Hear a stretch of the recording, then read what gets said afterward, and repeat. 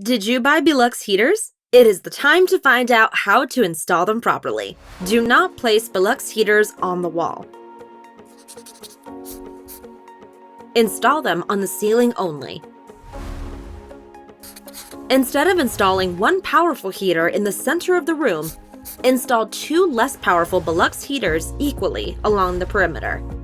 Do not turn the thermostat hoping it will become warmer in the room. Set the temperature that is indicated in the heat calculation. If it says 20 degrees, make it 20 degrees. It will be warm soon. If people work at the premises only during the daytime or at night, the heaters should be installed at the lowest possible distance. If people work at the premises 24/7, the heaters should be installed at the highest distance possible. Long-wave heaters are suitable for closed-type rooms without drafts. Medium-wave BILUX heaters are good for street terraces. They glow minimal pink or red light. Finally, the most important, implementing the BILUX technology correctly will get you savings and profits.